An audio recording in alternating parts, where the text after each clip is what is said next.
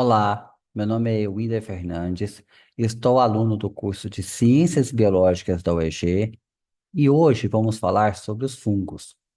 Veremos suas principais características, como eles se classificam, os modos de reprodução e, por fim, a importância dos fungos para o meio ambiente e para os seres humanos. Os fungos são organismos eucarióticos, ou seja, possuem um núcleo em suas células. A parede celular dos fungos é composta por quitina, um componente que também está presente no exoesqueleto de insetos. Eles são heterotróficos, o que significa que não produzem seu próprio alimento, como as plantas, mas obtêm nutrientes por absorção do ambiente. Há fungos unicelulares, como as leveduras, e fungos pluricelulares, como os cogumelos, que formam estruturas maiores e complexas. Aqui no slide nós temos a imagem de uma levedura, que é um fungo unicelular.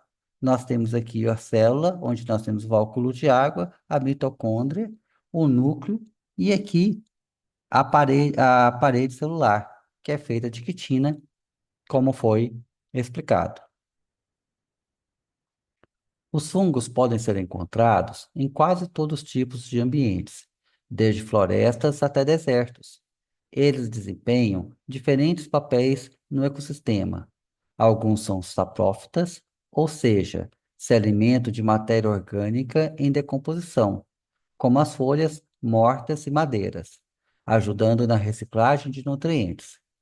Outros fungos são parasitas e causam doenças em plantas e animais.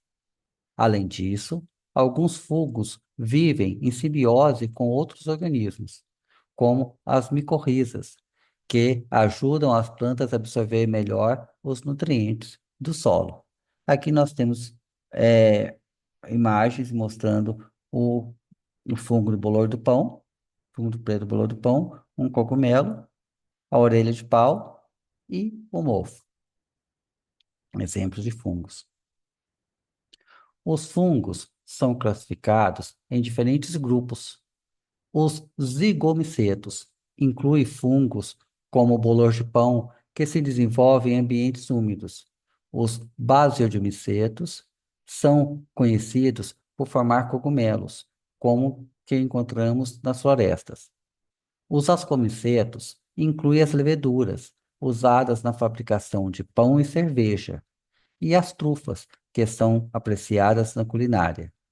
Já os deuteromicetos são conhecidos como fungos imperfeitos, pois sua reprodução sexual ainda não foi observada. Aqui nós temos imagens do fungo zigomicetos, ascomicetos, basidiomicetos e deuteromicetos. Os fungos podem se reproduzir tanto de forma sexuada quanto assexuada, e as estruturas reprodutivas são fundamentais para sua classificação. Eles produzem esporos, que são células reprodutivas capazes de espalhar e formar novos indivíduos. Esses esporos podem ser gerados de forma sexual, quando há troca de material genético, ou de forma assexuada, quando não há essa troca. Aqui nós temos o exemplo do fungo com as estrutura reprodutiva, as hifas e as estruturas reprodutoras de esporos, que a gente vai estar vendo em seguir. A reprodução assexuada nos fungos pode ocorrer de várias maneiras. Um exemplo comum é a fragmentação, onde um pedaço do micélio, corpo do fungo, se solta e dá origem a um novo organismo. Outro método é o brotamento, onde, visto em leveduras, onde uma pequena célula se desenvolve a partir do corpo principal. Os esporos assexuados são a forma mais comum de reprodução e podem ser espalhados pelo vento ou pela água, germinando em novos lugares. Aqui nós temos um exemplo de reprodução sexuada no bolor do pão, certo? Não temos aqui germinação por esporos, onde os esporos são liberados, e aqui as hifas do bolor de desenvolvimento. Na reprodução sexuada, dois indivíduos de fungos se unem através de fusão de suas hifas, estruturas filamentosas. A partir dessa fusão, ocorre a troca de material genético e os esporos sexuais são formados. Estes esporos geralmente têm uma maior variabilidade genética, o que pode ser vantajoso em ambientes em mudança. Um ciclo interessante dos fungos é a alternância entre fases haploides e diploides, que contribuem para a diversidade genética. Então, nós temos aqui o ciclo de reprodução, né?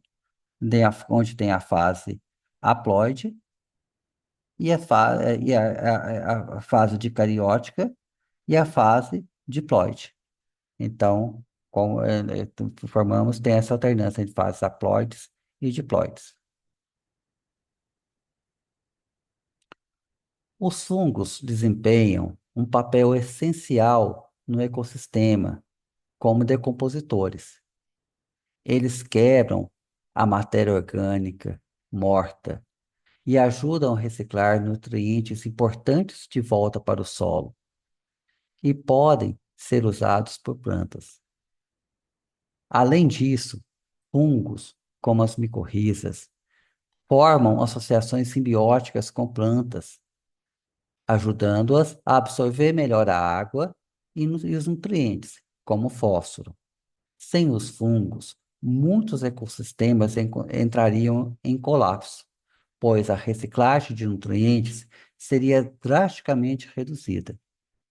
Aqui nós temos um exemplo, pessoal, né? Como eu falei, quando nós formamos, tem um papel de biológico de decompositor, então ele está no grupo de decompositores, então nós temos aqui o grupo de produtores, que são as plantas, consumidores primários, consumidores secundários, consumidores terciários, e aqui os decompositores. Então, que volta por sais minerais para os produtores. Então, nós temos a planta como, como produtor, o roedor como consumidor primário, que vai se alimentar da planta, como consumidor secundário, a cobra que vai se alimentar do roedor, e como consumidor terciário, a águia ou o gavião que vai se alimentar da cobra, tá certo? Então, enfatizando aqui a questão que, né, dos fungos ser decompositores. Além disso, aqui nós temos o exemplo das micorrizas, que ajudam na absorção de nutrientes como fósforo nas plantas. Os fungos têm muitas aplicações práticas para os humanos. Na alimentação, utilizamos os cogumelos e as leveduras para a fermentação do pão, cerveja e vinhos. Eles também são essenciais da produção de antibióticos, como a penicilina, que revolucionou a medicina no combate de infecções bacterianas. No entanto, alguns fungos também causam problemas, como as micoses em humanos e doenças em plantas, que podem ter grandes impactos na agricultura. Então, nós temos aqui exemplos de alguns fungos, né? Como o fungo da laranja, do fungo o comestível, penicilina, fungos para formação de vinhos, queijos e a micose.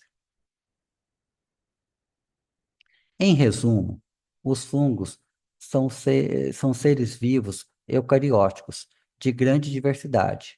Eles desempenham papéis ecológicos fundamentais como decompositores, têm importância simbiótica com plantas e são usados por nós em diversas áreas, como alimentação e medicina. São organismos essenciais para o equilíbrio da vida na Terra.